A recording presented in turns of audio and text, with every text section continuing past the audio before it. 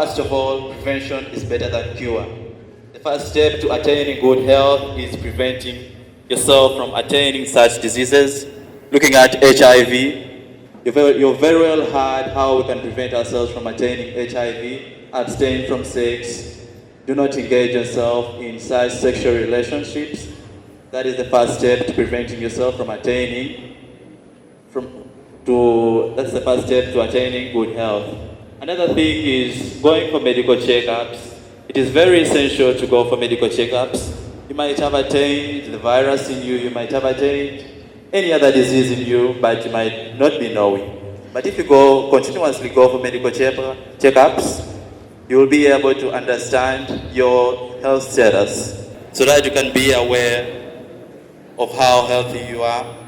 The time you have a teacher at this level, especially or secondary school level, you must be teaching the competence-based curriculum.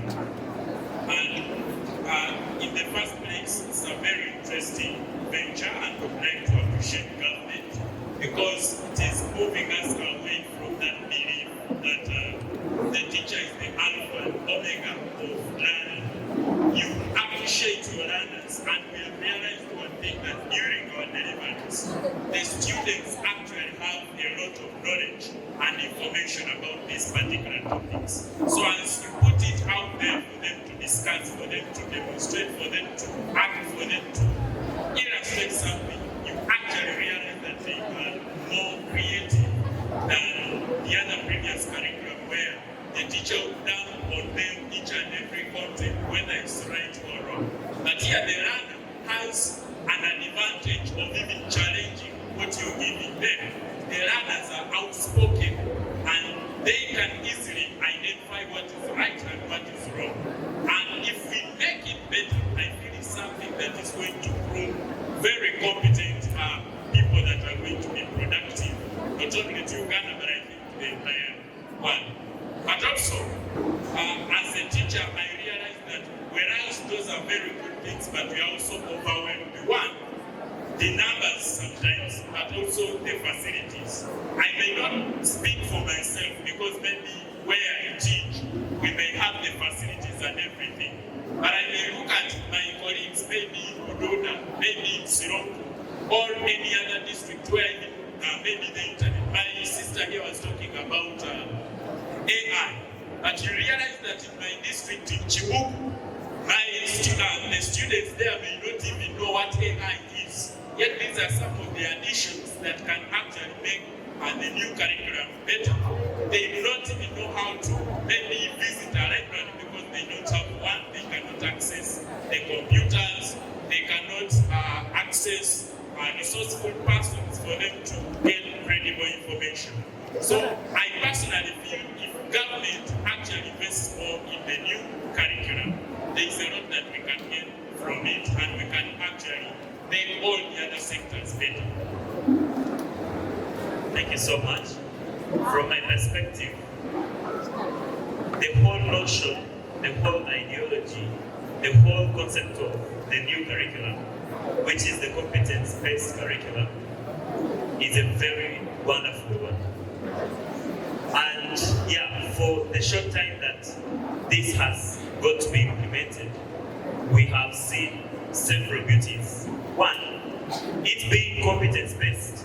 We are looking at learners being able to do some things, being able to attain particular competencies in different subjects. Two, being project-based, that we are looking for solutions to problems. So the students have a chance to do projects. You will appreciate and value the fact that students have come up with very, very great projects. There is a lot of innovation and creativity. Students are able to come up with products right away from senior 1, senior 2, senior 3. By the time someone finishes senior 2, a student has got a chance to produce a magazine himself. He has got a chance to produce a newsletter. Using the local materials at school, they'll be in position, say, for example, to come up with say, dustbins using these bottles photos that have been maybe littered in school, which never used to be. You really appreciate this. Even the fact that there is a lot of usage of ICT integration, it is very key. That central to this, teachers have students use ICT at the end of every chapter. In every book, you find there is an aspect or an activity that has tasked students to use IT. Say maybe they are going to use Word or they're going to use PowerPoint to make a particular task regarding that topic, which is a beautiful thing that, say, in my time I never had a chance to have when I was in secondary, and we appreciate that. I'm hesitant to go to the other negative bit, but when you ask me, I will. Thank you.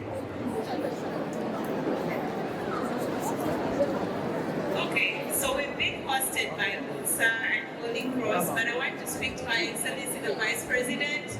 You people go across the country, you visit different schools, you interface with students.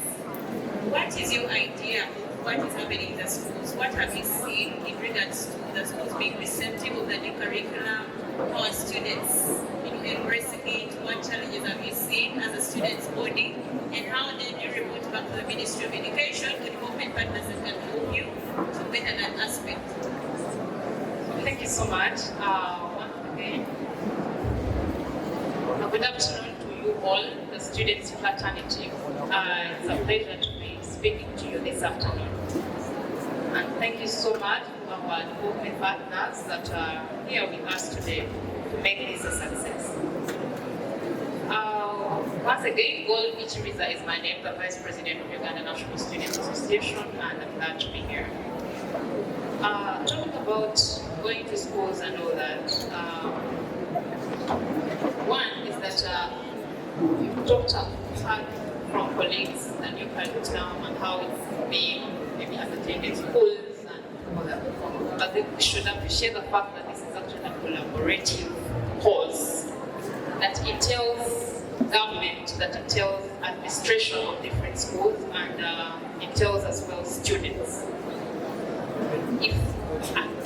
If a school is very convenient and supportive to that, in regards to those that actually training who are the teachers, because I think I completed my O-level in 2018, and I believe that the same teachers, maybe some teachers that taught me or taught some of us in, my age bracket, are the same teachers that are still teaching there. But every year, I'll give an example, Makerere University. It's over 1,000 students graduate from there. And out of those, we have students from the education sector, from School of Education. We have teaching institutes, right? Teaching institutes where teachers actually attend training before going into the field of teaching. But then,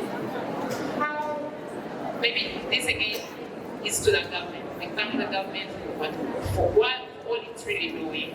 But then we as well embrace the fact that if at all these new souls that are just fresh souls from school, from universities, are trained in regards to sustainable development goals and attaining them, and then go actually pitch the best ideas to the students in school, I think that would really help. And if you're getting in it, it would really, really help. Because you cannot have an old version again teach something new that is not exposed to. They need training. Training is one of the best things that that will help these young people even get morale in regards to what they're doing. The other thing is, we go into schools. Of recent, I think I was around Central Region. I was blessed to have done championship about sustainable development goals before even becoming the vice president. Served as we have agencies that support in regards to sustainable development goals. UNFPCR, we have United Nations Association of Uganda, and that as well works high in schools. Teaching students about, educating them about sustainable development goals, their goals, and what they stand for. can really help. But the other thing is, we should as well put avenues that can really apply to what we teach. We all know we have innovation coming up. It's actually ongoing. But then look around. These are over 300 plus schools here. But then if we are to select